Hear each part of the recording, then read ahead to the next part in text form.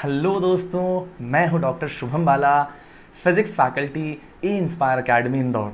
आप सभी का बहुत बहुत स्वागत है मेरे इस वीडियो लेक्चर में। दोस्तों आज हम अपना फिज़िक्स का ऐसा समझ लो कि जस्ट बिगिनिंग की कंडीशन में खड़े हुए हैं, है ना।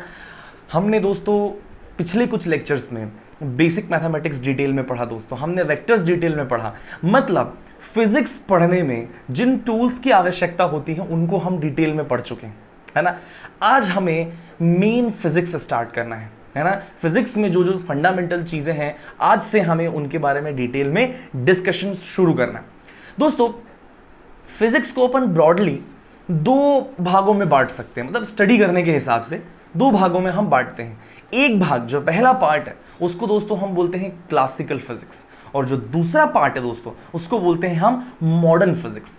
क्लासिकल फिजिक्स में दोस्तों हम कुछ पुरानी चीज़ों को पढ़ते हैं। पुरानी जैसे नाम से समझ में आता है क्लासिकल है और ये मॉडर्न है, तो कुछ मॉडर्न चीज़ें होंगी। बिल्कुल जी हाँ, बहुत सारी मॉडर्न चीज़ें हैं।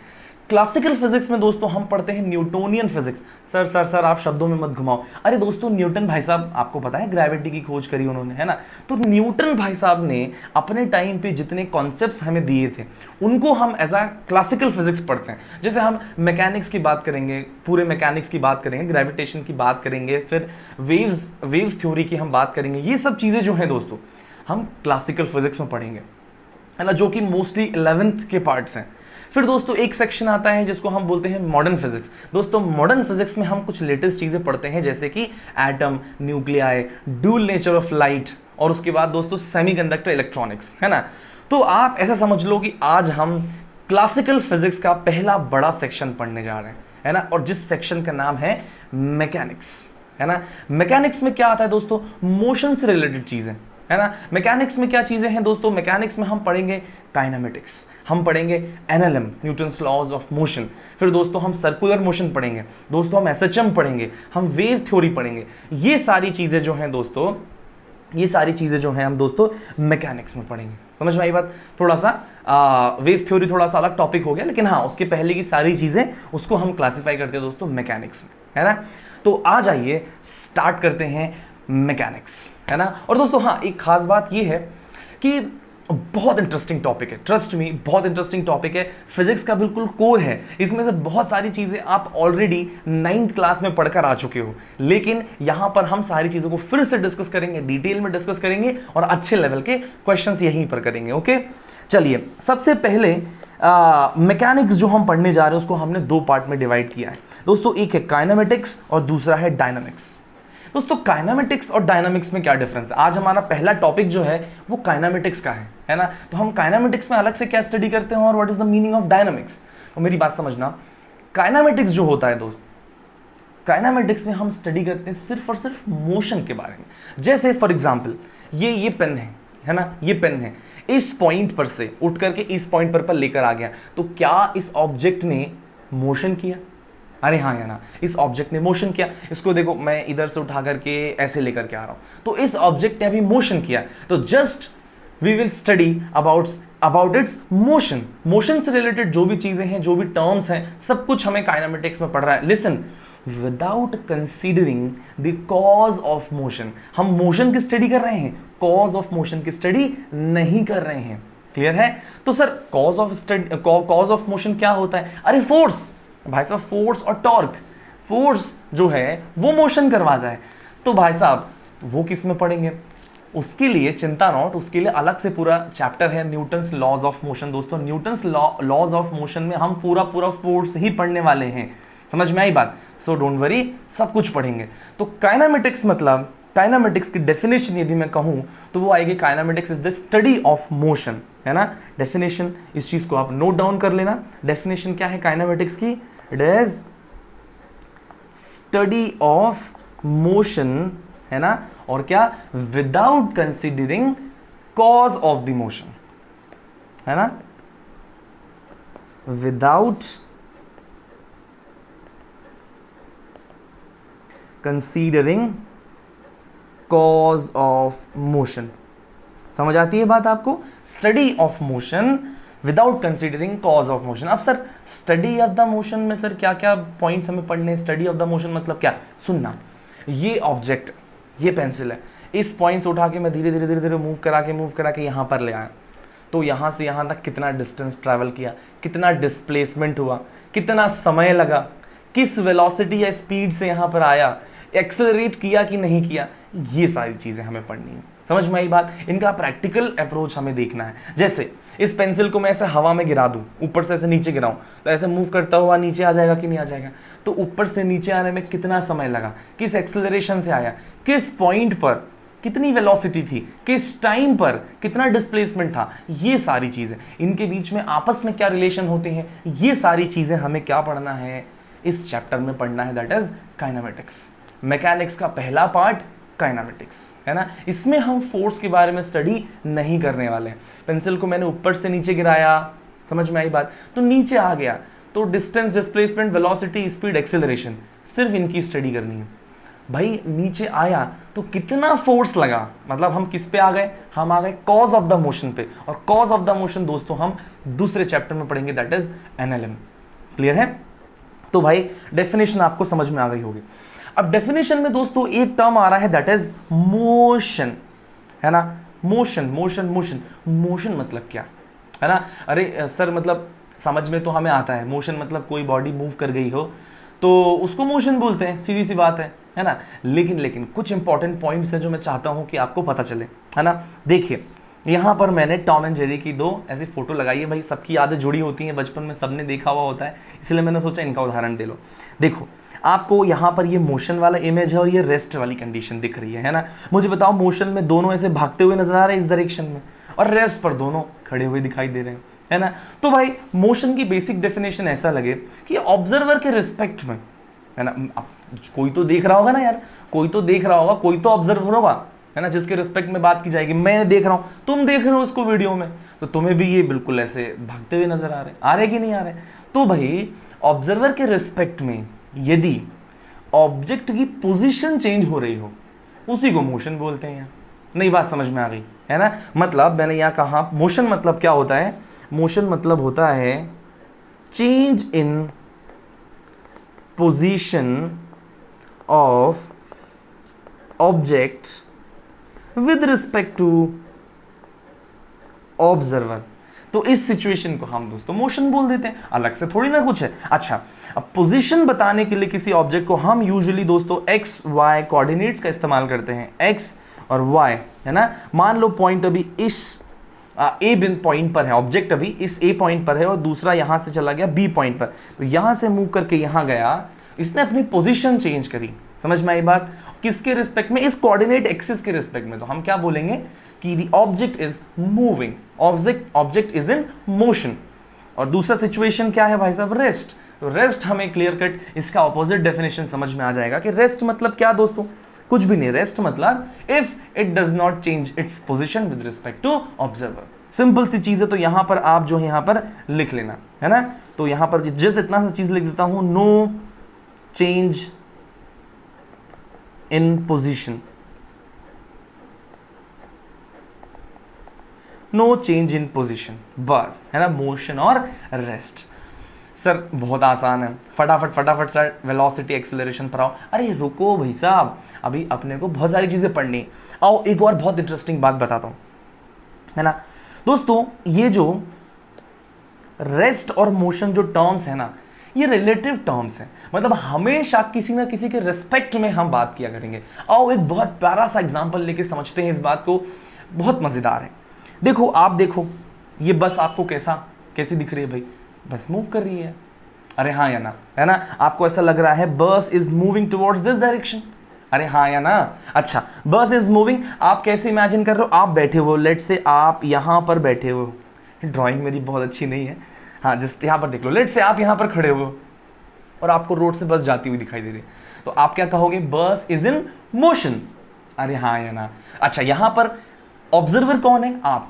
और आप कहां खड़े हो? ग्राउंड। मतलब हम ग्राउंड के रिस्पेक्ट में, अपने खुद के रिस्पेक्ट में, क्योंकि हम ग्राउंड पर खड़े हैं, तो ग्राउंड के रिस्पेक्ट में हम कह रहे हैं बस इज मूविंग। अरे हाँ या ना। अब दूसरा इमेज देखो, यहां पर, यहां आपको क्या दिखाई दे रहा है मुझे बताओ? यहां देखो कंडक्टर साहब खड़े हुए, है ना, और यहां पर कुछ लड़के बैठे हुए, बहुत सारे पैसेंजर्स बैठे हुए इसमें, है ना। यदि मैं इस पैसेंजर से पूछूं, है ना, या चलो मैं कंडक्टर से पूछूं कि भाई साहब ये जो लड़का है ये खड़ा है या मूव कर रहा है, ये बोलेगा कि यार बैठा हुआ भाई है, ये तो बैठा हुआ है ना।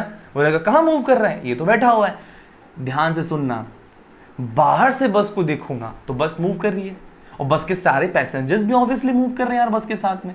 लेकिन जब मैंने बस के अंदर खड़े कंडक्टर से पूछा कि ये बंदा रेस्ट पर है या मोशन पर, तो क्या कहेगा कि वो रेस्ट पर है। तो आप देख रहे हो कि रिलेटिव चीजें हैं, है ना। ये बंदा जो है, इस बंदे को नाम दे देता हूं, लेट से ये बंदा जिसका नाम है ए, है ना।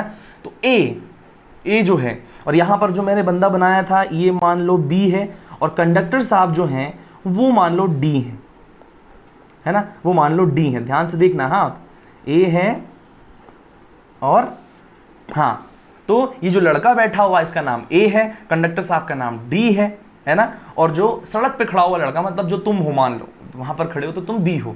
मैं बी से पूछूंगा कि बता बेटा ए क्या कर रहा है, तो ये बोलेगा इट इज इन मोशन, है ना। क्यों बोलेगा कि भाई बस में बैठा है। बी क्या बोलेगा कि यार बस में बैठा है, बस मूव कर रही है तो बस के साथ ए भी मूव कर रहा है। लेकिन जब मैंने डी से पूछा जब मैंने कि भाई ये लड़का मूव कर रहा है, ए जो है ये मूव कर रहा है या रेस्ट पर है, ये बोलेगा तो रेस्ट पर है, बैठा हुआ है, मेरे को दिखाई दे रहा है। तो आप देख रहे हो ऑब्जर्वर बदल जाने से रेस्ट या मोशन बदल गया, है ना। बी के रिस्पेक्ट में ए मूव कर रहा है, लेकिन डी के रिस्पेक्ट में रेस्ट पर है। समझ में आई बात, नहीं आई? जो पॉइंट मैं यहां बताने की कोशिश कर रहा हूं, that is rest and motion are always relative terms. हो सकता है किसी के लिए मोशन हो रहा हो और किसी के लिए मोशन नहीं हो रहा हो, है ना। चलिए एक और इंटरेस्टिंग सा फैक्ट बताता हूं आपको। आ जाइए इधर देखिए, इसको पढ़ना है। There is nothing like absolute motion और एब्सोल्यूट रेस्ट। आओ समझते हैं, है ना, आओ समझते हैं। यदि मैं तुमसे बात करूं, है ना, यदि मैं तुमसे बात करूं इसी वाले एग्जाम्पल में, ऊपर वाले एग्जाम्पल में, ये जो बी बंदा है ना, ये बी बंदा है, ये सड़क पे खड़ा हुआ था, ये रेस्ट पर है या मूव कर रहा है, तुम मुझे ये बताओ। है, तुम बोलोगे सर वो तो जमीन पर खड़ा है यार। खड़ा है, आप खुद ही कह रहे हो, तो सीधी सी बात है रेस्ट पर है यार, मोशन थोड़ी कर रहा है। अरे भाई साहब वो कहां खड़ा है, अर्थ पर खड़ा है, और अर्थ जो है वो खुद मूव कर रही है, किसके चारों तरफ, सन के चारों तरफ चक्कर काट रही है। समझ में आई बात? तो तुम ऐसा नहीं कह सकते कि ये जो बी बंदा है ये रेस्ट पर है, ये जमीन के रिस्पेक्ट में रेस्ट पर होगा, बट सन के रिस्पेक्ट में मूव कर रहे हैं। अरे बोलो, तो इसका क्या मतलब, क्या सन रेस्ट पर है? बिल्कुल नहीं। अरे भाई साहब, सन जो है मिल्की वे का पार्ट है, और मिल्की वे खुद, आकाशगंगा जानते हो ना, गैलेक्सी, वो खुद किसी ना किसी एक्सिस पर और किसी ना किसी मोशन वाली कंडीशन पर है। समझ में आई बात? So nothing is in absolute rest और मोशन, सब रिलेटिवली बात कर रहे हैं। मैं यहां बैठ के पढ़ा रहा हूं, इस टेबल के रिस्पेक्ट में, जमीन के रिस्पेक्ट में, लेकिन मून के रिस्पेक्ट में मैं मूव कर रहा हूं, सन के रिस्पेक्ट में मैं मूव कर रहा हूं। समझ में आ रहा है कि नहीं? क्लियर है? सो 2 पॉइंट्स आपको यहां पर लिख लेना है। Number 1 point is rest and motion are relative terms, and second point is there is nothing like absolute motion or absolute rest. समझ में आया क्या? बहुत बढ़िया।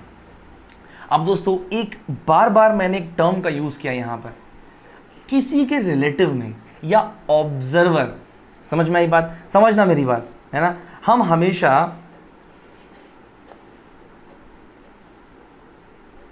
हमेशा किसी ना किसी ऑब्जर्वर के रिस्पेक्ट में हम बात करेंगे।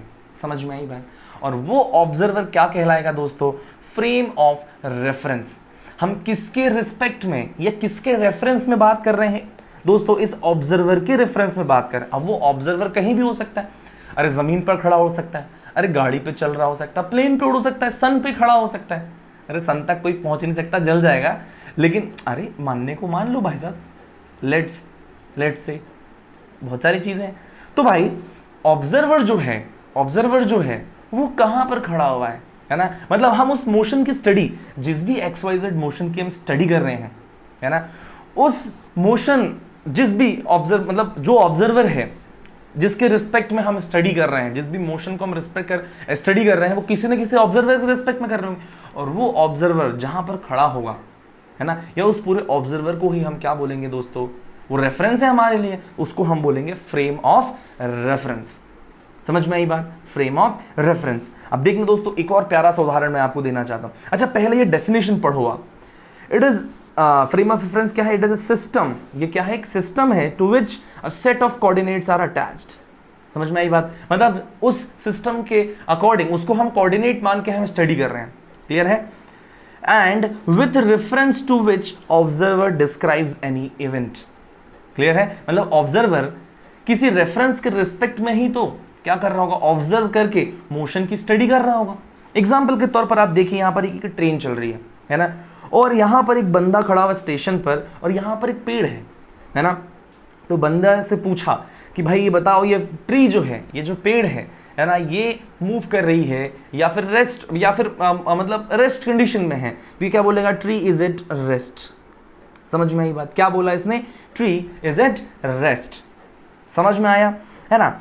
अब उसी बंदे को मैंने ट्रेन में बिठा दिया। अब ट्रेन मूव कर रही थी, ट्रेन मूव कर रही है, तो जब आप ट्रेन में बैठे या बस में बैठे, जब आप बाहर देखते हो तो क्या आपको ऐसा दिखाई देता, पौधे, पेड़ पौधे पीछे जा रहे हैं। एक्चुअली वो पीछे नहीं जा रहे हैं, हम आगे जा रहे हैं, लेकिन हमारे रिस्पेक्ट में, है ना, हम उस बस को या हम खुद को फ्रेम ऑफ रेफरेंस माने, हमारे रेफरेंस में वो ट्री पीछे जा रही है। समझ में आता है कि नहीं। It's a very nice concept, और I will discuss in detail about it in NLM. NLM में इसका बहुत काम आएगा, फ्रेम ऑफ रेफरेंस का। तो यहां पर जस्ट मैं आपको इंट्रोडक्शन दे रहा हूं कि क्या है ना, क्योंकि काइनेमेटिक्स में फ्रेम ऑफ रेफरेंस का बहुत बड़ा उदाहरण ऐसा मतलब कुछ है नहीं। यहां पर बेसिकली हमको फ्रेम ऑफ रेफरेंस जो है, मैक्सिमम टाइम क्या मानना है, अर्थ, है ना। जो भी हम स्टडी करेंगे विद रिस्पेक्ट टू ग्राउंड करेंगे, विद रिस्पेक्ट टू अर्थ करेंगे। समझ में आई बात। तो यहां पर बहुत बड़ा सिग्निफिकेंस नहीं है, सिग्निफिकेंस होता है, इट इज वेरी इंपॉर्टेंट, है ना, और वो हम पढ़ेंगे एनएलएम में। मैं वापस से आपको फ्रेम ऑफ रेफरेंस के बारे में बताऊंगा कुछ चीजें, और वहां पर अपन देख लेंगे। ओके, हाँ जी। तो मैं यहां पर बता रहा था कि पहले केस में ये जो फ्रेम ऑफ रेफरेंस क्या है, ये प्लेटफॉर्म जो है ये अपना फ्रेम ऑफ रेफरेंस है, और दूसरे केस में moving train is our frame of reference. समझ में आई बात, जहां खड़े होकर ऑब्जर्वर स्टडी करता है। समझ में आई बात, that is frame of reference. समझ में आता है कि आपको बहुत अच्छे से, बहुत बढ़िया। अब दोस्तों, ये जो फ्रेम ऑफ रेफरेंस है दो टाइप का हो सकता है ना।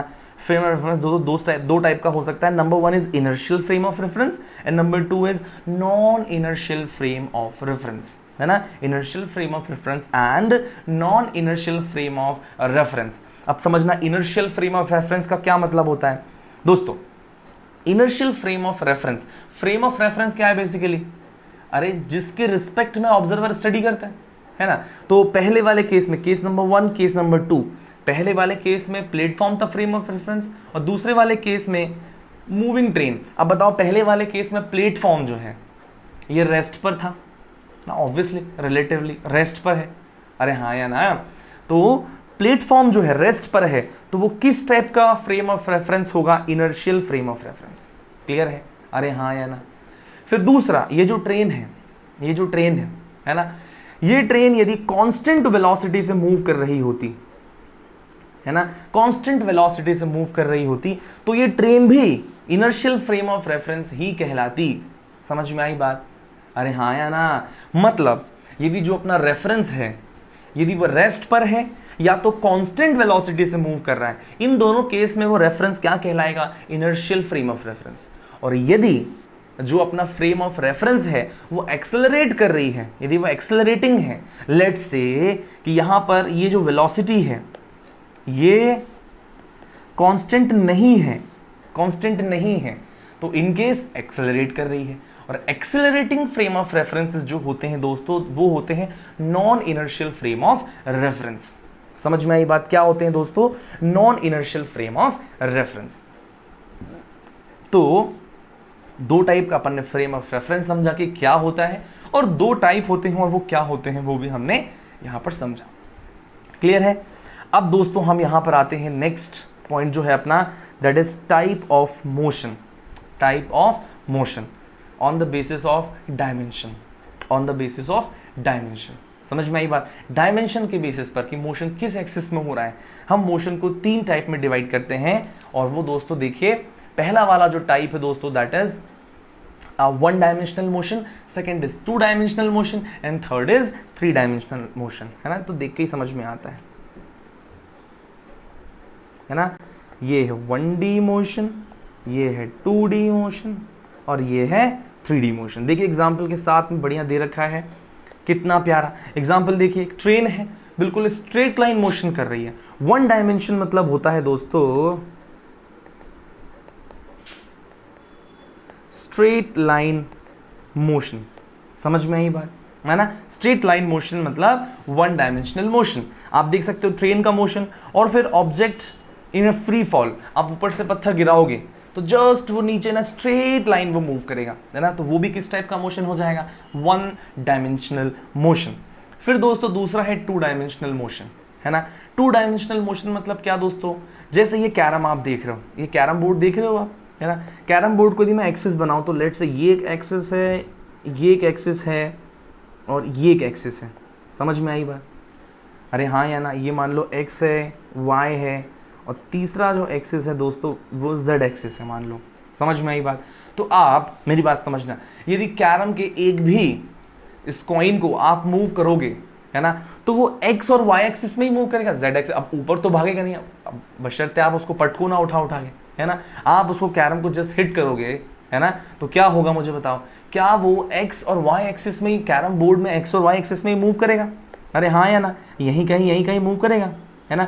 y एक्सिस में मूव नहीं करेगा, समझ में आई बात।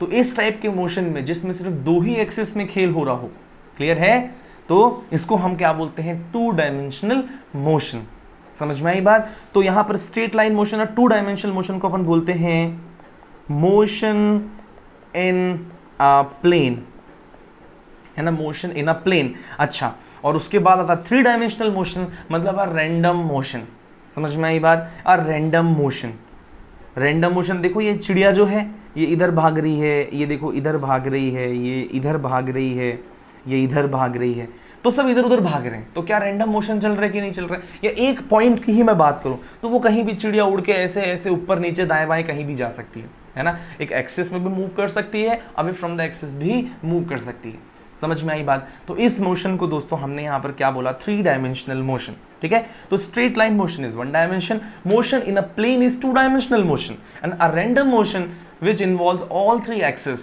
known as the 3 dimensional motion।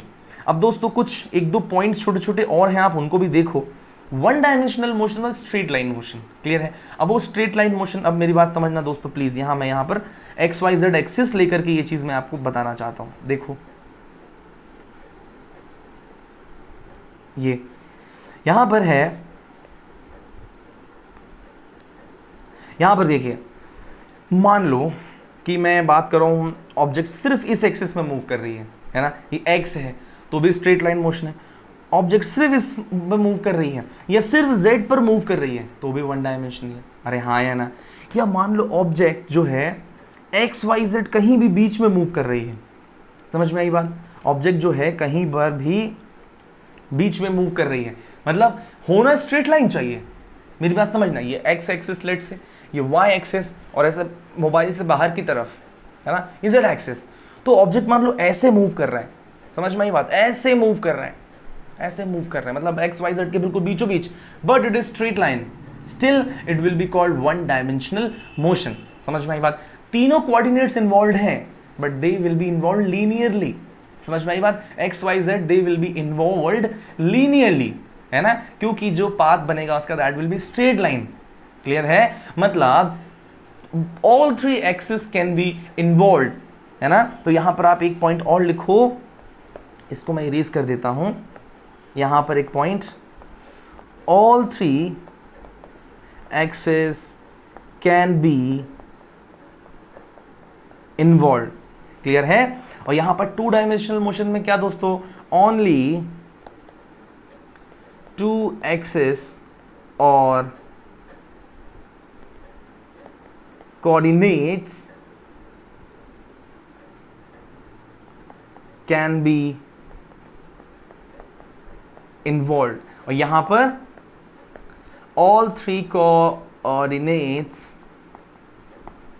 are involved, okay. और एग्जाम्पल्स जो हैं दोस्तों ये आपके सामने हैं, एग्जाम्पल्स देखिए जस्ट आपके सामने, तो इनको आप अपने नोट्स पर डायग्राम मत बनाना, जस्ट लिख लो एग्जाम्पल्स। ये क्या है, motion of a train, object in a free fall, फिर आप 2 डायमेंशन मोशन में लिखो coin in a carrom board, फिर आप 3 डायमेंशनल मोशन में लिखो रैंडम मोशन ऑफ बर्ड्स, ठीक है, any random motion you can say. Clear है? सो दिस इज, आप देख सकते हैं स्क्रीन पर 1 dimensional, 2 dimensional and 3 dimensional motion on the basis of dimension. फिर दोस्तों नेक्स्ट टाइप का जो, अच्छा सॉरी, एक और आप एग्जांपल ले लो 2 डायमेंशन मोशन का, दैट इज सर्कुलर मोशन, है ना। और एक एग्जांपल ले लो दोस्तों प्रोजेक्टाइल मोशन, है ना, प्रोजेक्टाइल मोशन, है ना। तो circular motion and projectile motion को भी आप नोट डाउन कर लीजिए, these are very very important. Okay, अब क्या है ना कि जो काइनेमेटिक्स है, मतलब काइनेमेटिक्स में जो हम पढ़ने जा रहे हैं मोशन के बारे में, तो वो हम 2 पार्ट में डिवाइड करके पढ़ेंगे। हम नॉर्मली 1 डायमेंशनल मोशन पढ़ेंगे, मतलब स्ट्रेट लाइन मोशन को अलग पढ़ेंगे, फिर 2 डायमेंशनल मोशन को अलग पढ़ेंगे। 3 डायमेंशनल मोशन हमें पढ़ने की आवश्यकता नहीं होती दोस्तों, 2 डायमेंशनल मोशन को हम अलग पढ़ेंगे, है ना। तो 2 डायमेंशनल मोशन को जब हम पढ़ेंगे तो उसमें हम सर्कुलर मोशन और प्रोजेक्टाइल को सेपरेटली डिस्कस करेंगे। क्लियर है? इसीलिए ये अपना अलग सिग्निफिकेंस रखते हैं, तो आप एज एग्जाम्पल इनको भी कॉपी पर नोट डाउन कर लीजिए। अब दोस्तों नेक्स्ट क्लासिफिकेशन जो है वो है वेलोसिटी के बेसिस पर, है ना। वेलोसिटी के बेसिस पे एक है यूनिफॉर्म मोशन और दूसरा है नॉन यूनिफॉर्म मोशन, है ना। यूनिफॉर्म मोशन में क्या होता है, कांस्टेंट वेलोसिटी, है ना, और यहां पर क्या होता है, वेरिएबल वेलोसिटी, ठीक है। कांस्टेंट वेलोसिटी और नॉन यूनिफॉर्म मोशन का मतलब होता है वेरिएबल वेलोसिटी। दोस्तों यूनिफॉर्म मतलब होता है एक समान, यूनिफॉर्म मतलब होता है एक समान। अब क्या एक समान होना चाहिए, वेलोसिटी। अब do you know what is velocity? Velocity मतलब डिस्प्लेसमेंट अपॉन टाइम, मतलब वेलोसिटी कांस्टेंट होने का मतलब जानते हैं यार, है ना। अब डिटेल में अपन वेलोसिटी का डिस्कस करेंगे, बट वेलोसिटी कांस्टेंट होने का मतलब ऐसा होता है कि एक ऑब्जेक्ट जो है m मास का लेट से, वो कांस्टेंट वेलोसिटी से मूव करने का मतलब ये है कि वो सिर्फ एक ही डायरेक्शन में स्ट्रेट लाइन मोशन कर रहा है, and for sure this motion will be 1 dimensional motion. समझ में आई बात? एक ही डायरेक्शन में कांस्टेंट वेलोसिटी, डायरेक्शन सेम है और उसका स्पीड भी सेम है, नई बात समझ में आई, है ना। तो वेलोसिटी मान लो, velocity is a vector quantity and you must know vector, है ना। तो वेक्टर क्वांटिटी मान लो 3 meter per second i cap है ना। इसका मतलब ये जो ऑब्जेक्ट है 1 सेकंड में 3 मीटर चल लेगी, 3 मीटर पर सेकंड मतलब 1 सेकंड में 3 मीटर चल लेगी, और किस डायरेक्शन में रहेगी, हमेशा आई कैप, मतलब एक्स एक्सिस में जिंदगी भर मूव करती रहेगी, किस वेलोसिटी से, 3 मीटर्स पर सेकंड, 1 सेकंड में 3 मीटर कवर करेगी, मतलब स्ट्रेट लाइन मूव करती रहेगी। दैट इज यूनिफॉर्म मोशन, क्योंकि इसका वेलोसिटी क्या है, इसका वेलोसिटी है कांस्टेंट। और दूसरा है दोस्तों नॉन यूनिफॉर्म, मतलब असमान। क्या कांस्टेंट नहीं है इसमें, velocity, velocity is not constant है, ओके। और जब वेलोसिटी चेंज होता है तो हम एक नया टर्म पढ़ते हैं, दैट इज एक्सेलरेशन। तो जब हम एक्सेलरेशन पढ़ेंगे ना दोस्तों, तब हम नॉन यूनिफॉर्म मोशन के बारे में फिर से पढ़ेंगे। अभी फिलहाल जस्ट मैं आपको बता रहा हूं कि ये क्या होते हैं, क्लासिफिकेशन मोशन का, है ना।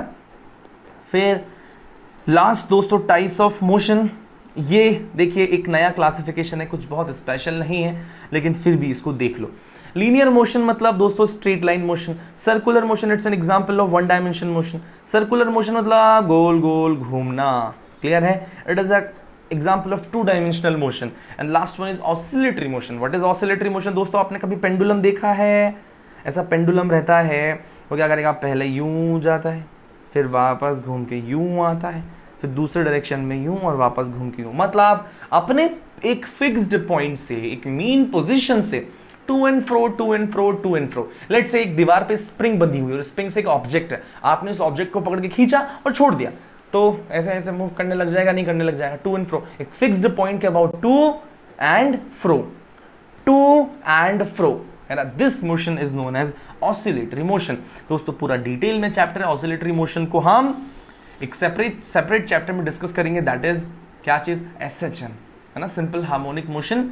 वेट करो तब तक का, इसको भी हम पढ़ेंगे। और सर्कुलर मोशन का तो खैर मैकेनिक्स में अपन 2 डायमेंशनल मोशन के पढ़ते हैं, है ना, मतलब इनफैक्ट कुछ लोग उसको 2 डायमेंशनल मोशन के साथ पढ़ाते हैं।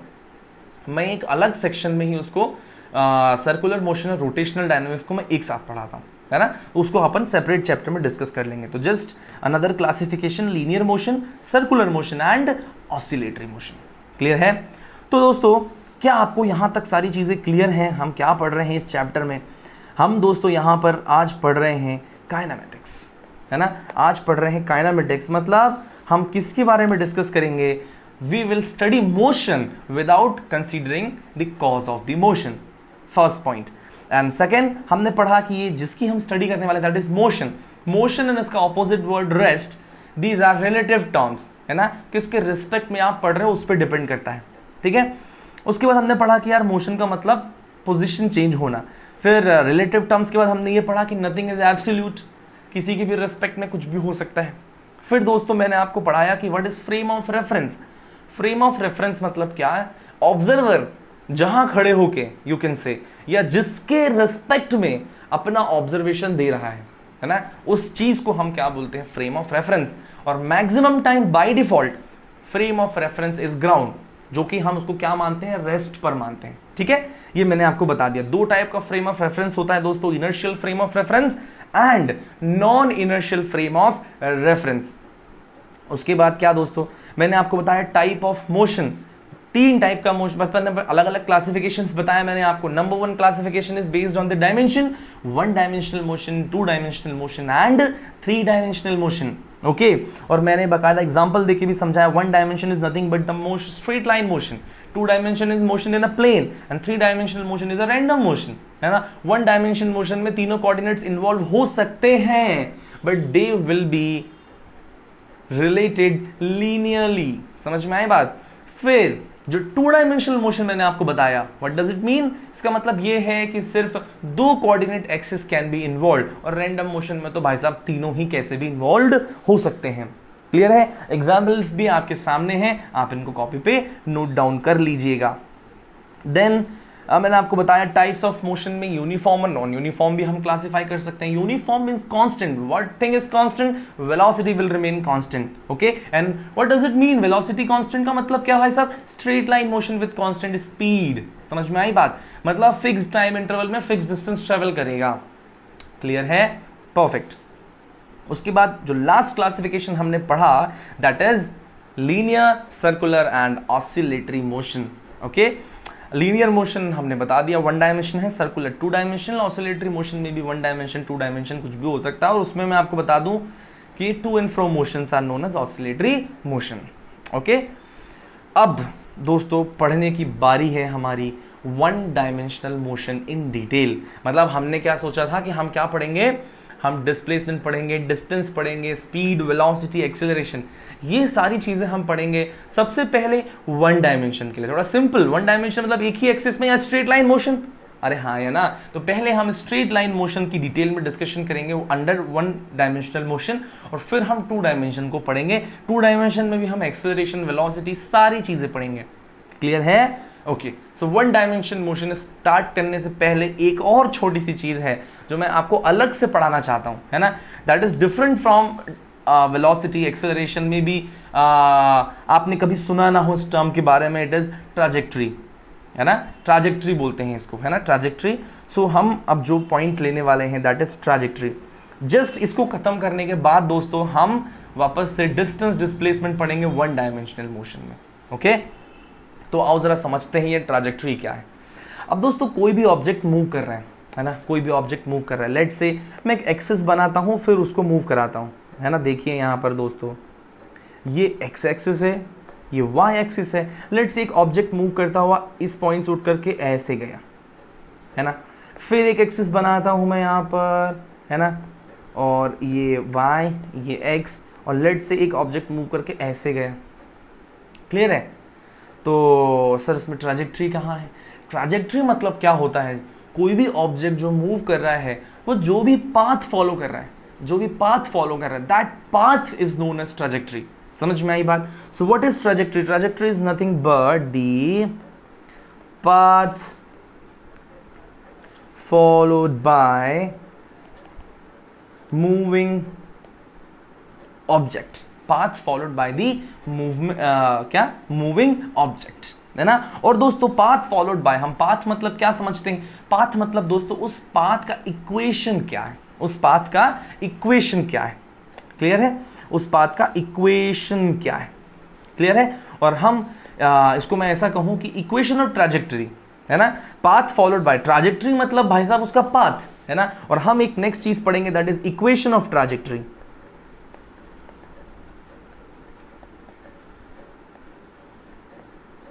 इक्वेशन ऑफ ट्रैजेक्टरी का क्या मतलब है दोस्तों, equation of the trajectory represents क्या, one coordinates of the motion in the function of other coordinate, मतलब relation between x and y coordinates, or just you can say equation of trajectory is nothing but it represents, if equation of the trajectory represents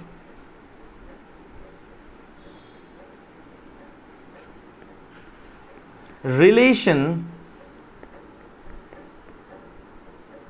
between two coordinates, समझ में आई बात, it is nothing but relation between two coordinates, समझ में आई बात। तो अब मेरे को बताओ, मैंने आपको शुरुआत में दो एग्जांपल दिए थे, एक ऑब्जेक्ट में देखो आपको क्लियर कट दिख रहा है, स्ट्रेट लाइन मूव कर रहा है, तो इस पाथ का इक्वेशन क्या है, मतलब x और y में क्या रिलेशन है यदि एक ऑब्जेक्ट इस पाथ को फॉलो कर रहा है।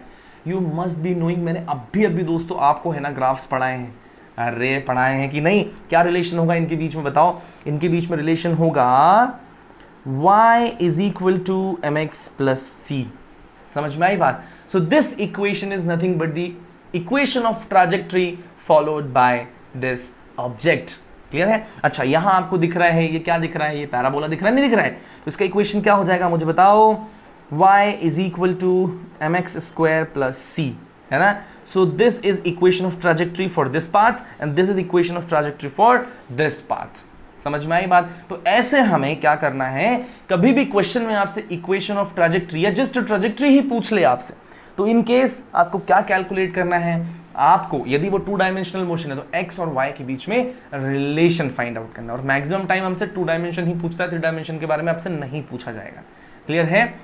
आओ एक एग्जाम्पल लेके समझते हैं कि एक क्वेश्चन दिया जाए तो उस क्वेश्चन में हमें कैसे डील करना है ना। एक एग्जाम्पल ले लेते हैं, आ जाओ फटाफट से, है ना।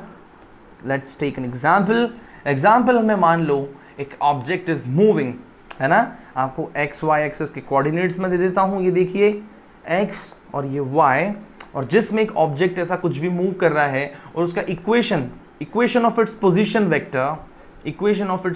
वेक्टर, लेट्स से पोजीशन इसका ये है, दैट इक्वेशन ऑफ इस position vector is sin t i cap plus cos t j cap, clear है। हमें क्वेश्चन में क्या गिवन है दोस्तों, हमें इसके कोऑर्डिनेट्स गिवन है, और हमें इसके कोऑर्डिनेट्स से x एक्सिस और y एक्सिस के बीच में रिलेशनशिप फाइंड आउट करना है।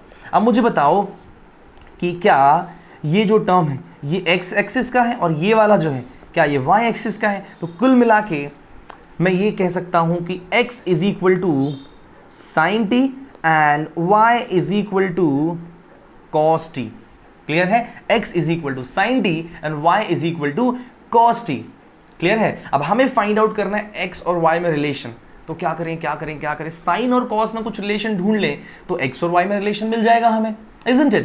तो आओ फटाफट अपन x और y में रिलेशन फाइंड आउट करते हैं, मतलब साइन और cos में रिलेशन फाइंड आउट करते हैं। तो एक बात बताओ, क्या आपको ये वाली आइडेंटिटी याद है, sine square theta plus cos square theta is equal to 1। तो देखो यहाँ अपन साइन स्क्वायर और यहाँ कॉस स्क्वायर कर दें, दोनों को ऐड कर देंगे तो 1 मिल जाएगा, तो रिलेशन स्टैब्लिश हो जाएगा। आओ देखो कैसे, x square is equal to sine square t और यहाँ पर y square is equal to cos square t. अब दोनों इक्वेशन को जोड़ दो तो x square plus y square is equal to यहाँ क्या हो जाएगा, sine square t plus cos square t is equal to 1 आ जाएगा। तो यहाँ से हम कंक्लूड करते हैं, क्या कंक्लूड करेंगे, x square plus y square is equal to 1। समझ में आई बात, x square plus y square is equal to 1। दोस्तों ये किसी की इक्वेशन सी लग रही है कि नहीं, अरे x square plus y square is equal to a square, ये सर्कल का इक्वेशन है। मतलब अपना जो ऑब्जेक्ट है वो कुछ ऐसे सर्कुलर मोशन में मूव कर रहा है, समझ में आई बात, विद रेडियस 1। क्लियर है कि नहीं? तो ऑब्जेक्ट सर्कुलर मोशन में मूव कर रहा है तो उसका इक्वेशन ऑफ ट्रैजेक्टरी, देखो सर्कल की इक्वेशन आई। अरे आई कि नहीं, क्या आप बात समझ पा रहे हैं कि नहीं? So what is trajectory? Trajectory is nothing but the path followed by an moving object. And what is equation of trajectory? Equation of trajectory is nothing but the relation between their coordinates. Clear है? तो हमें question में कभी equation of trajectory find करने के लिए आ जाए तो हम क्या करेंगे, उसके x और y एक्सिस, मतलब x y z के बीच में तो देगा नहीं, x और y का ही देगा। तो basically we will try to find out the relation between its x and y coordinates. Getting my point? Very nice. अब देखो ये एग्जाम्पल आपको समझ में आ गया हो तो आपको एक क्वेश्चन देता हूँ, इसको आप नोट डाउन कर लो फटाफट से सारी चीज़ें, है ना। ये लीजिए भाई साहब, सारी चीज़ें आप इसमें से नोट डाउन कर लीजिए, है ना, फटाफट। ओके, वीडियो पॉज कर लो यहीं पर और नोट डाउन कर लो, देख लो सारी चीज़ें आपके सामने हैं। Now just come to the next question, है ना। ये देखिए बढ़िया सा क्वेश्चन है, इसको रीड करना है पहले और खुद अपने रफ में इसको सॉल्व कर, पहले इसको तो लिख लेना है अपनी कॉपी पे, वीडियो पॉज करना है, हम हमेशा की तरह इसको नोट डाउन कर लेना है और उसके बाद इसको सॉल्व करना है और फिर आके एक्सप्लेनेशन देखना है, ठीक है। सो आई होप कि आपने इसको सॉल्व किया है। Let's come to the explanation part. Okay, तो a particle moves in x y plane according to the scheme x is equal to this and y is equal to this, where t is time, find the equation of path of the particle। मतलब what they are asking for equation of trajectory, है ना। show the path on graph का तो ठीक है, अपन उस चीज़ को समझ लेंगे, है ना। ग्राफ बन भी सकता है, नहीं भी बन सकता है, बन भी जाएगा, है ना। देख लेते हैं, आओ जरा इसको समझते हैं। सो हमें दिया हुआ है x और y कोऑर्डिनेट। x हमें दिया हुआ है दोस्तों -8 sin pi t, है ना, और हमें y दिया हुआ है दोस्तों -2 cos 2 pi t, है ना। अब दोस्तों यहाँ पर देखो sin pi t है, यहाँ पर 2 pi t है। यार ऐसे डायरेक्ट रिलेशन तो नहीं निकाल सकते हम, तो फिर क्या करें, कुछ दिमाग लगाना पड़ेगा जिससे ये 2 pi t सिर्फ pi t में कन्वर्ट हो जाए। तो क्या आपको कुछ रिलेशन याद है, एक cos 2 pi t जिसमें आए, बताओ। एक ये वाला आपको याद होना चाहिए, 1 - cos 2 theta is equal to 2 sin square theta. ये कहानी याद है आपको? अरे बोलो। तो बेसिकली इधर देखें आप, इधर पर यदि मैं cos 2 थीटा का वैल्यू फाइंड आउट करूं तो 1 - 2 sin square theta, 1 - 2 sin square theta is equal to cos 2 theta हो जाएगा कि नहीं हो जाएगा यार, है ना। तो यदि मैं इसको पाई टी को थीटा मान लूं, मतलब cos 2 pi t मतलब cos 2 थीटा हो गया, तो y इज इक्वल टू, क्या मैं ऐसा लिख सकता हूं, it is minus, don't forget -2 cos।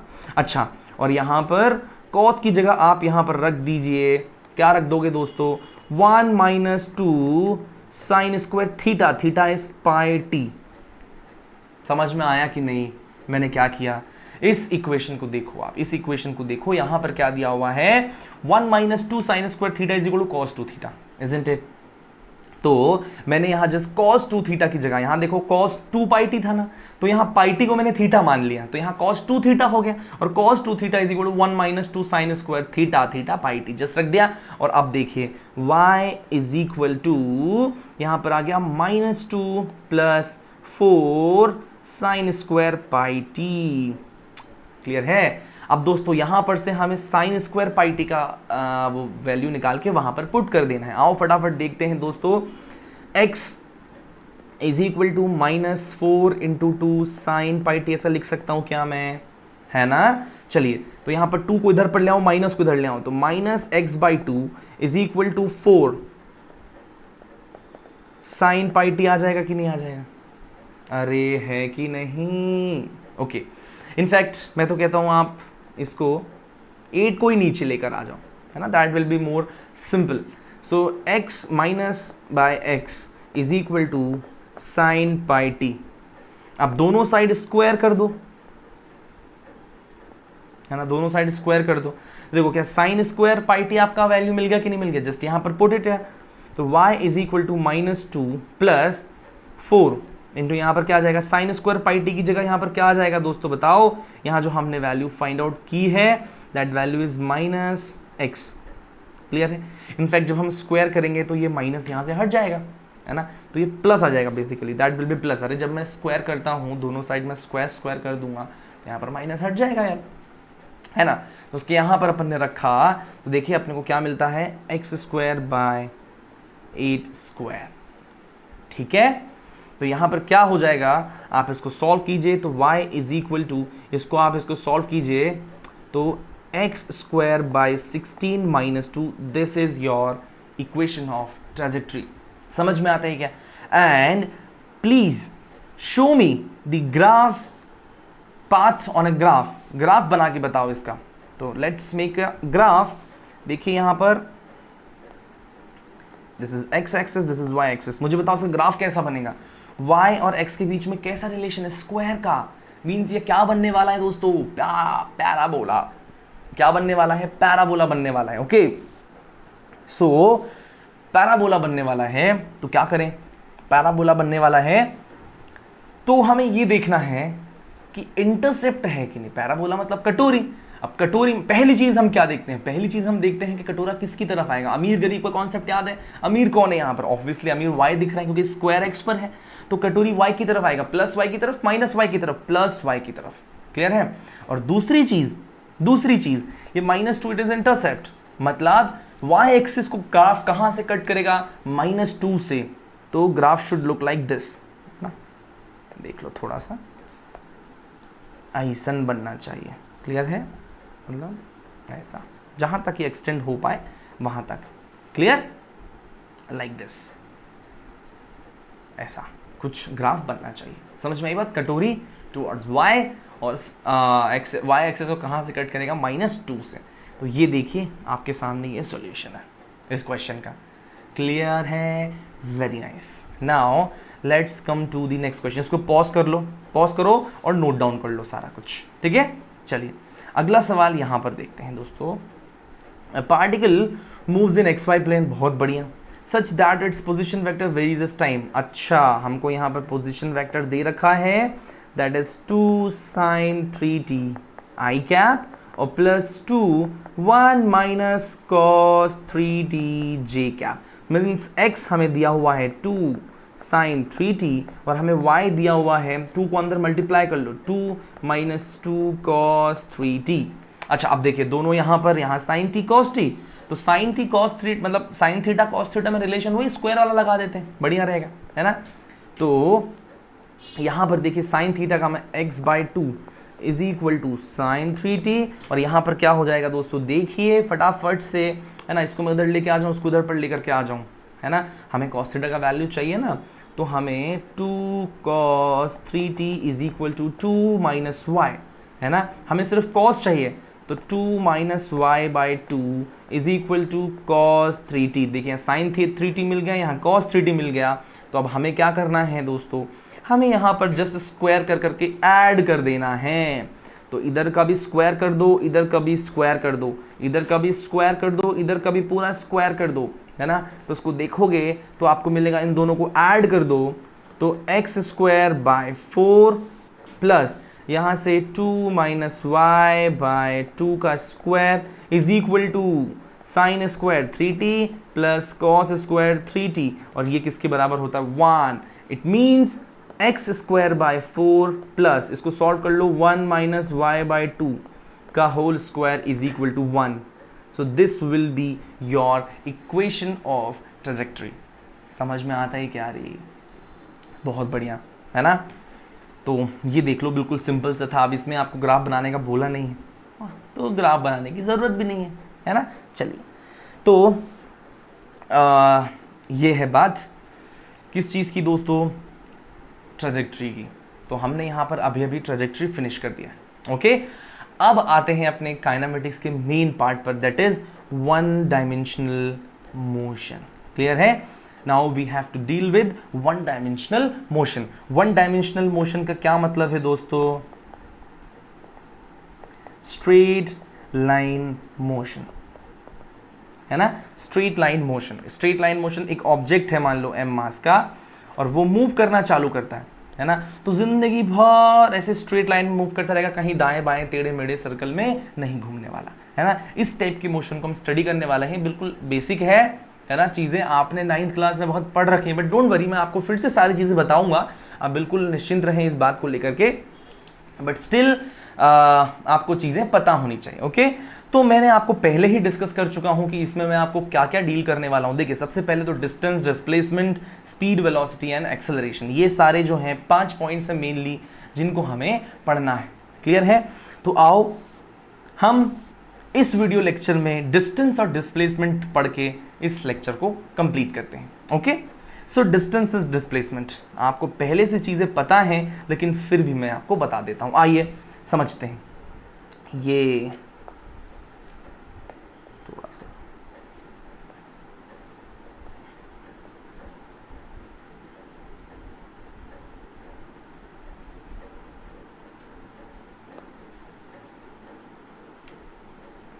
कहाँ गया भाई साहब?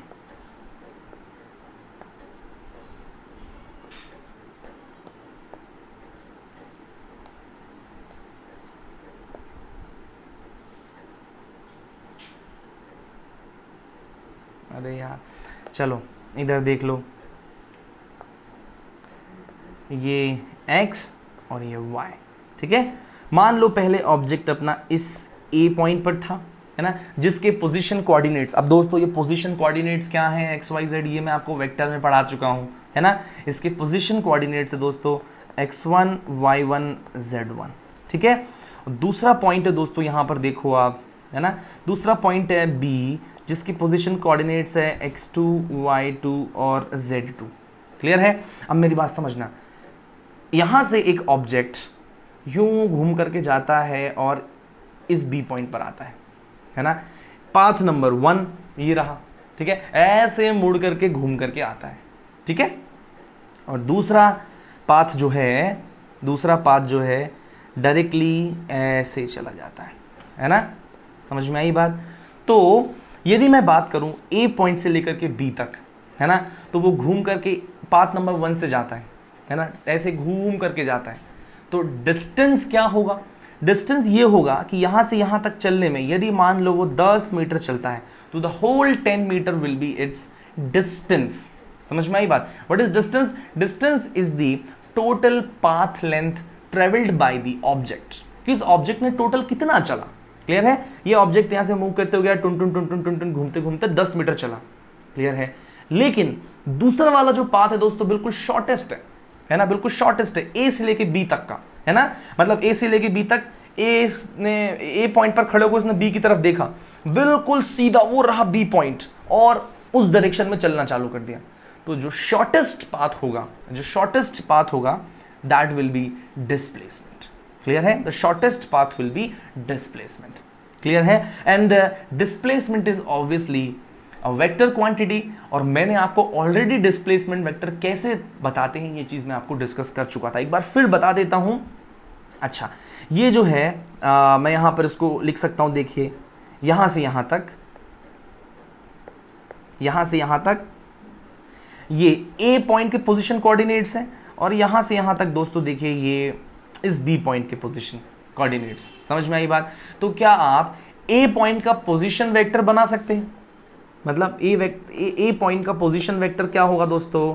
R1, और that is x1 i cap plus y1 j cap plus z1 k cap. और जो दूसरा पॉइंट है दोस्तों B, ये आपका R1 वेक्टर, और दूसरा पॉइंट है इसका मैं कह रहा हूं पोजीशन वेक्टर इज R2। तो बताइए R2 वेक्टर क्या हो जाएगा? x2 i cap plus y2 j cap plus z2 k cap, है ना। तो मैंने ए पॉइंट और दो पॉइंट दोनों के पोजीशन कोऑर्डिनेट, पोजीशन वेक्टर्स मैंने लिखे। अब मेरे को डिस्प्लेसमेंट वेक्टर निकालना है, तो बताओ क्या यहां से यहां तक क्या ये डेल्टा आर वेक्टर, क्या ये आपका डिस्प्लेसमेंट वेक्टर है? तो डेल्टा आर जो है ये डिस्प्लेसमेंट वेक्टर है basically, that is the shortest path, है ना। और वो कितना हो जाएगा मेरे को बताओ? फाइनल पोजीशन माइनस इनिशियल, तो एक्स एक्स में से माइनस करो, x2 minus x1 i cap plus y2 minus y1 j cap plus z2 minus z1 k cap. ठीक है, तो ये क्या है दोस्तों? ये हैं उसके पोजीशन कोऑर्डिनेट्स, उसके डिस्प्लेसमेंट वेक्टर्स। ठीक है। तो डिस्टेंस और डिस्प्लेसमेंट में क्या डिफरेंस है, इस पे बेस्ड एक क्वेश्चंस पूछ सकते हैं। तो आओ एक छोटा सा टेबल बनाएं और सारे डाउट्स को कंप्लीट करें। सबसे पहले हम यहां पर लिखेंगे डिस्टेंस के बारे में, और यहां पर लिखेंगे दोस्तों about displacement. So it is distance and it is displacement. तो बताइए what is the definition of distance? So what is distance? Distance is the total path length traveled by the object, है ना। तो ये क्या है, total path length traveled by the object, ठीक है। और डिस्प्लेसमेंट क्या है दोस्तों, displacement is shortest path, shortest path between initial and final position. समझ में आई बात, और that is delta R vector. समझ में आई बात, that is delta R vector, displacement vector. इसको हम क्या बोलते हैं दोस्तों, डिस्प्लेसमेंट वेक्टर। क्लियर है ना। तो दैट इज डिस्टेंस और displacement. Actual path length 10 metre और डिस्प्लेसमेंट देखा जाए तो हो सकता है 2 मीटर 5 मीटर कुछ भी हो। क्लियर है, okay. Now next point is कि distance is a scalar quantity, है ना, it is a scalar quantity and displacement it is vector quantity. मतलब हमें डिस्प्लेसमेंट है तो डायरेक्शन बताना पड़ेगा। जैसे मैंने कहा इस ऊपर वाले एग्जांपल में कि भाई ए से लेके बी तक बिल्कुल सीधे इस डायरेक्शन में चले जाओ, you will get to the point B, है ना। तो ये जो डायरेक्शन मैंने बताया, तो you have to mention direction, तभी आप एक डिस्प्लेसमेंट को रिप्रेजेंट कर पाओगे, है ना। तो भाई it is a vector quantity displacement, ठीक। उसके बाद कैसे कैलकुलेट करते हैं दोस्तों, तो कैलकुलेट करने के लिए मैं बता चुका हूं कि ये तुम्हारा जस्ट लेंथ मेजरमेंट करना है। क्या करना है इसमें आपको, लेंथ मेजरमेंट करना है, और उसमें आपको डेल्टा आर वेक्टर मतलब डिस्प्लेसमेंट वेक्टर कैलकुलेट करना है। स्केलर है, वेक्टर, ये भी हो गया। फिर उसके बाद एक बहुत इंपॉर्टेंट पॉइंट दोस्तों, बहुत इंपॉर्टेंट पॉइंट है ना, जो डिस्टेंस है ना दोस्तों, it cannot B zero, it cannot B zero, can not be zero. मेरी बात समझना, हाउ यार, आप एक पॉइंट से चलना शुरू करते हो, आपने जैसे ही चलना शुरू किया वैसे ही पाथ लेंथ बढ़ना चालू हो गया। आप कहीं से भी घूम के वहीं आ जाओगे तो कुछ तो चल के ही आओगे, है ना। So it can never be, यदि एक object is in motion then the displacement distance travelled by that object can never be zero. क्या ये बात समझ में आता है आपको, can never be zero. In fact it cannot be a negative quantity. ऐसा तो भाई डिस्टेंस जो है वो तो पॉजिटिव में ही है, 2 मीटर 3 मीटर -5 मीटर चल के आएगा, क्या मतलब है ना। तो जो हम डिस्टेंस की बात कर रहे हैं, cannot be zero and it is always positive, always positive, okay. और वन मोर थिंग, आप थोड़ा भी चलते हो तो डिस्टेंस जो है वो कभी डिक्रीज नहीं होता, इट इज ऑलवेज इंक्रीजिंग। आप थोड़ा भी चलोगे तो कुछ एक्स्ट्रा डिस्टेंस एड अप ही करोगे। समझ में आई बात। So it cannot B zero and it always increases.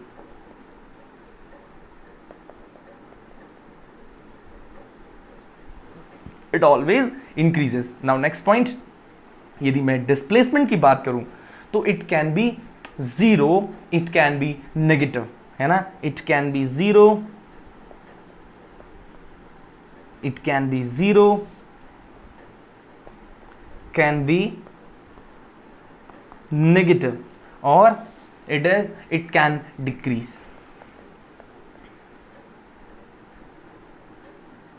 मतलब मेरी बात समझना, एक जो है ये देखिए, आप इसको नोट डाउन कर लेना अच्छे से। एक ऑब्जेक्ट जो है, मेरी बात समझना, यहां से ये मान लो 0,0 है, यहाँ से चलना चालू करता है, चलना चालू करता है, चालू करता है, चालू करता है, आगे मूव करता है, तो डिस्टेंस इंक्रीज हो रहा है और डिस्प्लेसमेंट भी इंक्रीज हो रहा है। लेकिन मान लो यहाँ से घूम के वो वापस आ रही, तो जब वो वापस आने लगा, है ना, तो उसका डिस्प्लेसमेंट मतलब शॉर्टेस्ट डिस्टेंस कम होने लग गया। अरे हाँ या ना, लेकिन डिस्टेंस तो स्टिल इंक्रीजिंग। समझ में आया कि नहीं आया। तो that is distance and displacement. Clear है, डिस्टेंस एंड डिस्प्लेसमेंट। अब दोस्तों हमें क्या करना है, दोस्तों हमें कुछ क्वेश्चंस करने हैं, ठीक है, हमें कुछ क्वेश्चंस करने हैं इस पे बेस्ड, डिस्टेंस और डिस्प्लेसमेंट पे बेस्ड कुछ क्वेश्चंस करने हैं, तब जाके ये पूरा होगा, है ना। आओ फटाफट कुछ क्वेश्चंस करते हैं इस पे बेस्ड। सो क्वेश्चन नंबर 1 है ना, a particle moves from 0,0 to 20,0, then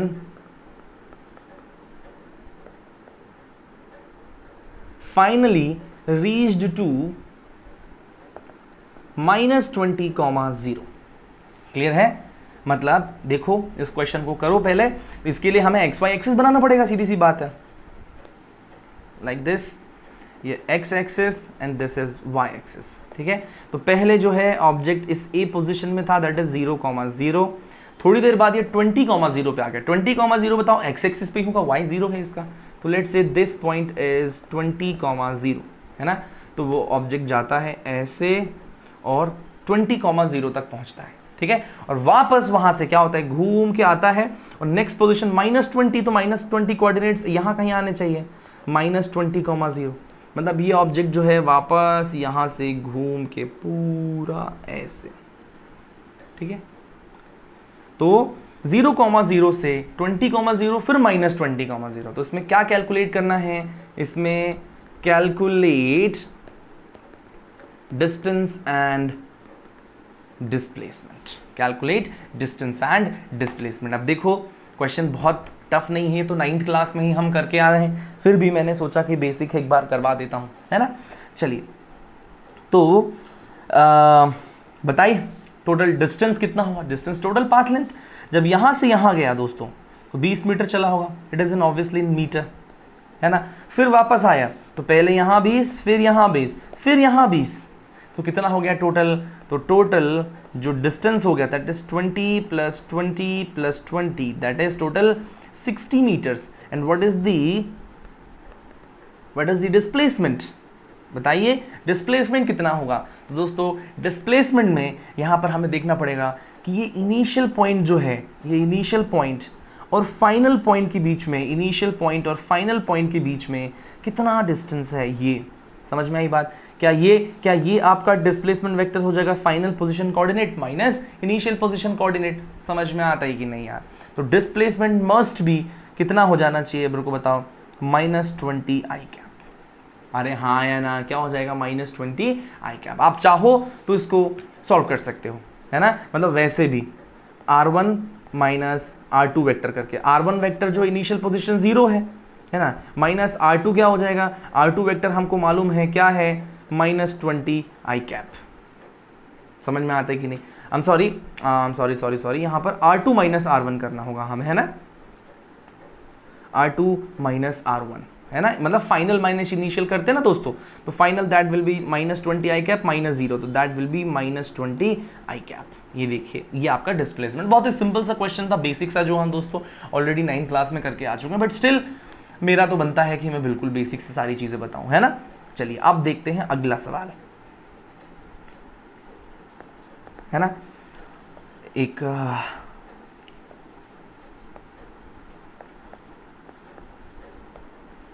है ना, ये एक दिशा वाहक बना लेते हैं, मतलब डायरेक्शन शो करने वाला, east west and north and south. Clear है। नाउ एक ऑब्जेक्ट जो है वो मूव करता है कुछ ऐसा, पहले 12 किलोमीटर टुवर्ड्स ईस्ट, है ना, फर्स्ट देखना, है ना, 12 किलोमीटर्स ईस्ट, ठीक है, 12 किलोमीटर ईस्ट। फिर उसके बाद वो मूव करता है 4 किलोमीटर्स साउथ, फिर वो मूव करता है ना, साउथ, फिर वो मूव करता है 4 किलोमीटर वेस्ट, फिर वो मूव करता है 1 किलोमीटर नॉर्थ, है ना। Find out distance and displacement. Clear है? दिस इज योर क्वेश्चन कि पहले 12 किलोमीटर ईस्ट की तरफ, 4 किलोमीटर साउथ की तरफ, 4 किलोमीटर वेस्ट की तरफ एंड 1 किलोमीटर नॉर्थ की तरफ। You have to find out the distance and displacement. Clear है? तो वीडियो पॉज कर लो, करने की कोशिश करो, नहीं होगा तो फिर अपन डील करेंगे। ओके, चलो फटाफट अपन इसको सॉल्व करते हैं। तो चलो कहीं से भी स्टार्ट करते हैं। लेट्स स्टार्ट फ्रॉम है। ओके, यहाँ से चालू कर देते हैं, कोई दिक्कत वाली बात नहीं है ना, कहीं से भी कर सकते हो, कहीं से भी चालू कर दो, यहाँ से चालू करते हो। तो पहले क्या है, 12 किलोमीटर चलता है, कितना, sorry make it, I am so sorry for that, इसको आप 8 किलोमीटर्स करो, है ना, थोड़ा सा कैलकुलेशन ईजी हो जाएगा। तो हाँ, पहले अपन 8 किलोमीटर्स चलना है ईस्ट की तरफ। तो लो 8 किलोमीटर्स अपन ने ईस्ट की तरफ चल दिया, मान लो दिस इज 8 किलोमीटर्स, ठीक है। Now 4 kilometre south. ओके, तो साउथ की डायरेक्शन में हम यहाँ से 4 किलोमीटर्स चलते हैं, इट इज़ 4 किलोमीटर्स, यहाँ से यहाँ 8 किलोमीटर्स है। ओके, फिर उसके बाद हम 4 किलोमीटर्स मूव करेंगे वेस्ट की तरफ। तो देखो 4 किलोमीटर हमने यहाँ मूव किया, लेट से ये 4 किलोमीटर हमने वेस्ट की तरफ मूव किया, और फिर ultimately 1 kilometre towards north. 1 kilometre यहाँ से यहाँ, 1 किलोमीटर यहाँ से, कितना किलोमीटर अपन ने, 4 किलोमीटर किया, और यहाँ से 1 किलोमीटर टुवर्ड्स नॉर्थ हमने मूव किया। क्लियर है? 8 किलोमीटर टुवर्ड्स नॉर्थ। तो अब हमें फाइंड आउट करना है डिस्टेंस कितना है, डिस्प्लेसमेंट कितना है। तो भाई साहब बड़ा आसान है यार, ये आपका इनिशियल पॉइंट है, ये आपका फाइनल पॉइंट है, और यहाँ पर you have to calculate first of all distance, है ना। तो बताइए डिस्टेंस कितना होगा। डिस्टेंस है टोटल पाथ लेंथ, तो सारा जितना चला वो अभी तक सबको जोड़ दो, तो कितना हो जाएगा बताओ यार। 8 4 12, 4 कितना किलोमीटर दोस्तों, 17 किलोमीटर। कितना दोस्तों, 17 किलोमीटर। आप ऐड कर दो, 8 4 4 और 1, टोटल कितना हो जाएगा दोस्तों, 7 किलोमीटर्स। कोई डायरेक्शन नहीं है, क्योंकि ये क्या है, डिस्टेंस है। फिर हम डिस्प्लेसमेंट की बात करें, है ना, डिस्प्लेसमेंट की बात करें दोस्तों, तो यहां पर डिस्प्लेसमेंट फाइंड आउट करना है। तो मुझे बताओ, क्या ये जो पाथ है, क्या दोस्तों ये आपका, इसको देखिए एक बार, क्या ये वाला पाथ जो है दोस्तों, ये पाथ आपका डिस्प्लेसमेंट है। समझ में आता है बात, ये पाथ क्या है, डिस्प्लेसमेंट। तो you have to find it this. तो मुझे बताओ, यदि ये 4 किलोमीटर है 8, तो ये बचा हुआ जो डिस्टेंस है ये 4 किलोमीटर होगा, है ना। और ये वाला जो डिस्टेंस है दोस्त, ये कितना होगा बताओ। 4 - 1 कर दोगे तो 3 किलोमीटर हो जाएगा। अरे गजब, ये राइट एंगल ट्राइंगल्ड है, राइट एंगल ट्राइंगल है, दिख रहा है क्लियर कट। और राइट एंगल ट्राइंगल में 4 3, तो दोस्तों तीसरा वाला साइड ये क्या हो जाएगा, 5 किलोमीटर। क्लियर है? और आपको एक एंगल का भी याद होना चाहिए, 37 53, है ना। बड़े वाले साइड के ऑपोजिट वाला एंगल 53, और छोटे वाले साइड के ऑपोजिट का जो एंगल है दैट विल बी, हाँ जी, तो मैं क्या कह रहा था जी, ये वाला जो एंगल है दैट मस्ट बी 37 डिग्रीज, है ना। तो क्या मैं यहां पर ऐसा कह सकता हूं कि डिस्प्लेसमेंट इज 5 किलोमीटर्स। 5 किलोमीटर्स, मेरी बात समझना, 5 किलोमीटर्स जो है किस डायरेक्शन में है, 5 किलोमीटर्स टुवर्ड्स साउथ। अरे ये डिस्टेंस देखा जाए तो बेसिकली ऐसा है कि नहीं, तो हम क्या बोलेंगे कि इट इज 37 डिग्री साउथ, कहां से, ईस्ट से, है ना। तो हम ऐसा बोलेंगे 17 किलोमीटर्स के बाद अपन डिस्प्लेसमेंट 5 किलोमीटर्स, और डायरेक्शन बताने के लिए हम बताएंगे 37 डिग्री साउथ की तरफ, 37 डिग्री साउथ ऑफ, कहां से, ईस्ट। समझ में आई बात, है ना, 37 डिग्री साउथ ऑफ ईस्ट। तो इस तरीके से हम डायरेक्शन यहां पर रिप्रेजेंट करते हैं। क्या आपको ये बात समझ में आता है? चलिए परफेक्ट। अब दोस्तों हम आते हैं अपने नेक्स्ट क्वेश्चन की ओर, है ना। Our next question, please write down the question. Question is a particle travels in XY plane.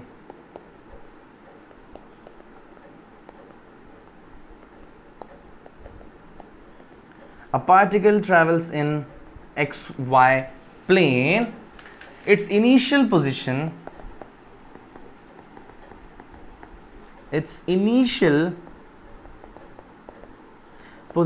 is 0, 0. Clear है? Its initial position is 0, 0. Then it moved to 0,5 and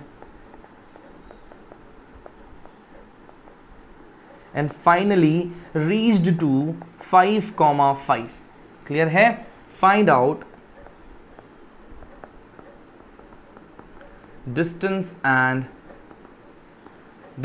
and displacement. Find out its distance and displacement. तो वापस से आप x y axis का पूरा वो कार्यक्रम करो, बनाओ एंड जस्ट फाइंड आउट कि क्या होगा इसका डिस्प्लेसमेंट. ओके, आओ, आई होप कि आपने इसको सॉल्व किया होगा. आओ फटाफट इसको अपन सॉल्व करके देखते हैं, है ना. देखिए ये x और ये y, ठीक है. क्वेश्चन हमें क्या कह रहा है? क्वेश्चन हमें कह रहा है पहले 0,0 पर था, ए पोजीशन ले लो 0,0, फिर ये 0,5 पर गया, है ना. 0,5 का क्या मतलब होता है दोस्तों? मतलब x एक्सिस में 0, y में 5, ये बी पोजीशन. और उसके बाद कहाँ गया दोस्तों? उसके बाद गया 5,5 पर, है ना. ये 5 है, ये 5 है.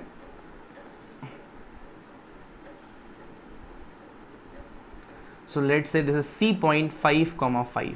Okay, so first object move to this point and then to this point. Okay, so first thing is very clear, distance, displacement. पहले अपन ले लेते हैं distance को. Distance कितना होगा बताएं मुझे. distance कितना होगा? यहाँ से यहाँ तक 5 मीटर्स, यहाँ से यहाँ तक फिर 5 मीटर्स, तो 5 और 5 10 मीटर्स. और हमें फाइंड आउट करना है व्हाट इज द डिस्प्लेसमेंट. तो obviously this will be the displacement, है ना. This is the displacement. And displacement की बात करूं तो डिस्प्लेसमेंट का मैग्नीट्यूड जो है दैट विल बी, ये 5 है, ये 5 है, ये राइट एंगल ट्राइंगल है कि नहीं, है ना. तो राइट एंगल ट्राइंगल में ये 5 और 5 है, तो ये कितना हो जाएगा 5√2. ये आप सबको आप पता चल जाना चाहिए, है ना. 5 square plus 5 square is equal to this square, तो 5√2. It is the magnitude. And what will the direction? Please बताओ डायरेक्शन क्या होगा. You can say this angle is 45. क्यों 45? क्योंकि आइसोसेलेस ट्राइंगल है, दोनों साइड्स इक्वल है, दोनों एंगल बराबर होंगे, एक 90 का, दोनों 45 के होंगे. तो 45 degree towards y from x. You can represent the direction like this. Okay, और यदि आपको पूरा वेक्टर ही चाहिए, डिस्प्लेसमेंट वेक्टर, तो ये इसका इनिशियल पोजीशन है. तो बताओ r1 कितना होगा? 0i cap plus 0k cap. ये इसका फाइनल पोजीशन है ना. तो बताओ फाइनल पोजीशन वेक्टर क्या हो जाएगा? 5i cap plus 5j cap. तो आपको डिस्प्लेसमेंट वेक्टर फाइंड आउट करना है, तो क्या हो जाएगा 5i cap minus 0i cap, और दूसरा क्या हो जाएगा 5 minus 0j cap. Then answer will be 5i cap plus 5j cap. और ये 5i कैप 5j कैप, इसका यदि आप मैग्नीट्यूड निकालोगे, मतलब डिस्प्लेसमेंट वेक्टर का मैग्नीट्यूड, तो ऑब्वियसली दैट विल बी 5√2. क्या आपको ये बात समझ में आती है अच्छे से? Very nice. ठीक है, चलिए, तो ये रहा डिस्टेंस डिस्प्लेसमेंट का अगला क्वेश्चन. फिर let's come to the next, one more question, one more and last, I think so. Yes, that is the last question. Okay, चलो यहां पर लास्ट क्वेश्चन, इसको रीड करें जरा.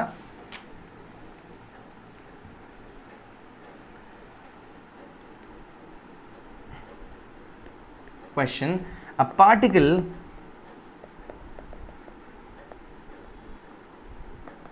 moves in a semicircular path of radius r from O to A. Don't worry, मैं आपको इसका diagram भी बना के दे दूंगा. From O to A, then it moves parallel, then it moves parallel, इसको parallel लिखना, parallel to z axis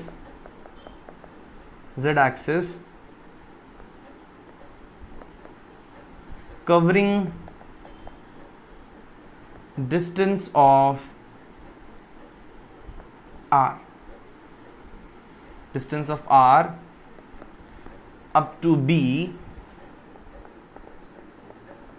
Finally it moves along BC line parallel to y axis through a distance of 2r. Find ratio of distance and displacement. Find out ratio of distance and displacement. Clear है? आओ इसका graph भी समझते हैं कैसा है। इसके graph के लिए एक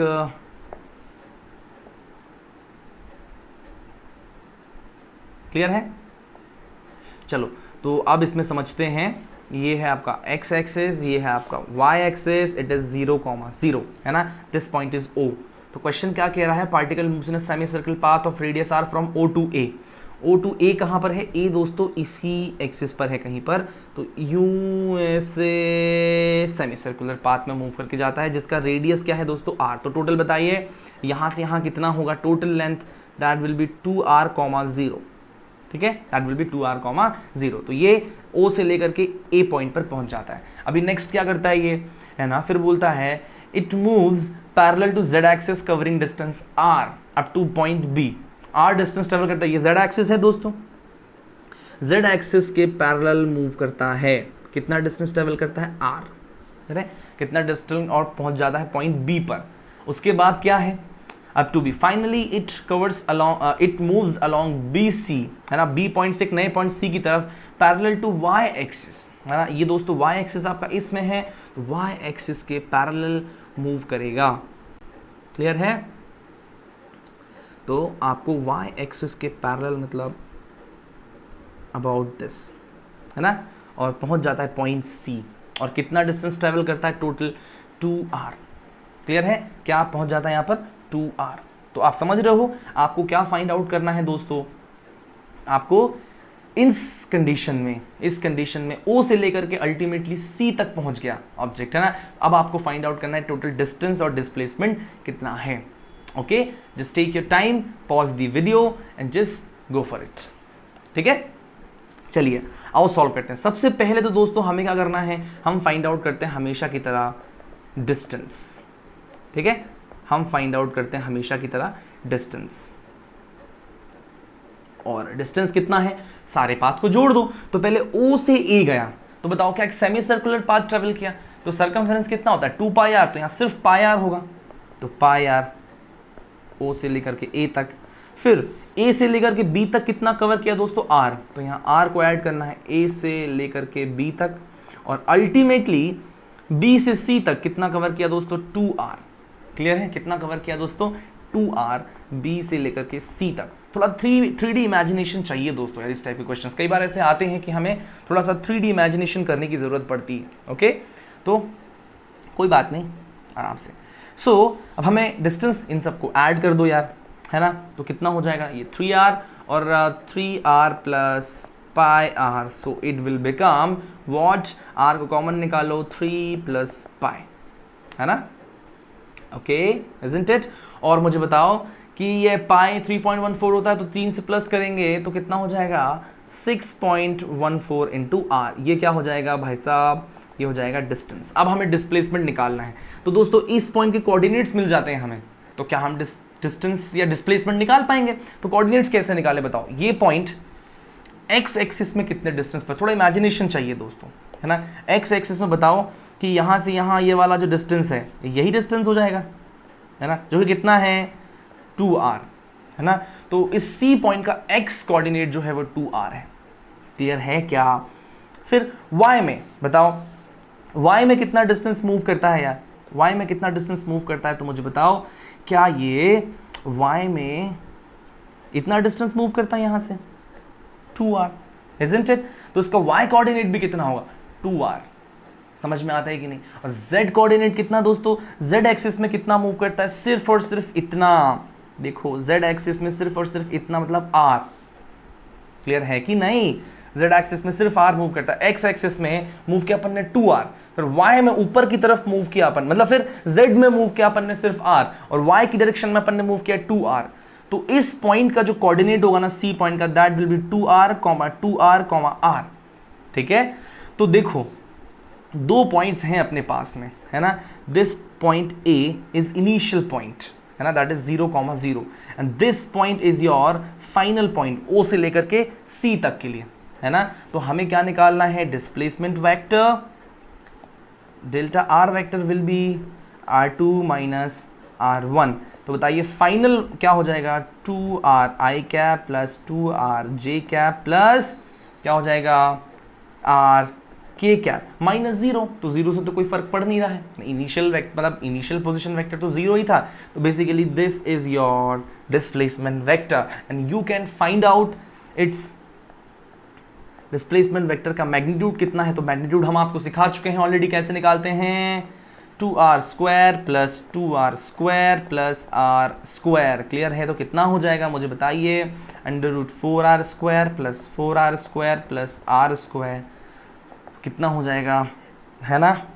तो ये हो गया, बताओ मेरे को कितना हो गया, 9r स्क्वायर का √। तो बताओ क्या ये 3r हो गया कि नहीं हो गया। तो 3r इज योर डिस्प्लेसमेंट। अब हमें क्या चाहिए, इट इज योर डिस्प्लेसमेंट। अब हमें डिस्टेंस और डिस्प्लेसमेंट का, डिस्टेंस अपॉन डिस्प्लेसमेंट का रेशियो चाहिए था। डिस्टेंस कितना हो जाएगा बताओ, 3r, और डिस्प्लेसमेंट कितना था, सॉरी डिस्टेंस कितना था 6.14r, और हमने यहाँ पर क्या निकाला 3, सो जस्ट 3r। तो दैट विल बी, बताओ r से r कैंसिल और 6.14/3 बेसिकली। समझ में आता है कि नहीं। So this is your ratio. तो देखा, थोड़ा सा 3 डायमेंशनल इमेजिनेशन तो लगेगा, लेकिन ऐसा कुछ ज़्यादा है नहीं। आप थोड़ा सा 2-4 क्वेश्चन करोगे इस टाइप के, तो फॉर श्योर आपको इस टाइप की चीज़ें आ जाएंगी। ओके, तो दोस्तों पहला लेक्चर हमने थोड़ा सा फास्ट लिया, लेकिन हमने बहुत सारी चीज़ें पढ़ी। हमने पहले बेसिक इंट्रोडक्शन पढ़ा, ट्राजेक्टरी पढ़ डाली, फिर हमने डिस्टेंस डिस्प्लेसमेंट के कॉन्सेप्ट पढ़ डाले, ठीक है। नेक्स्ट वीडियो में दोस्तों हम डिस्कस करेंगे स्पीड और वेलोसिटी के बारे में इन डिटेल। हाँ, उनसे रिलेटेड जितनी भी चीज़ें होती हैं हम सब कुछ पढ़ेंगे। ओके, तो आज का लेक्चर बस यहीं तक दोस्तों। Thank you so much. इतनी देर तक आप कॉन्सेंट्रेट करके बैठते हो, it is very hard to concentrate, to focus for more than 1 hour, but still you are doing very excellent work done by you. Okay, so thank you so much for now. मिलते हैं आपसे अगले lecture में, bye bye.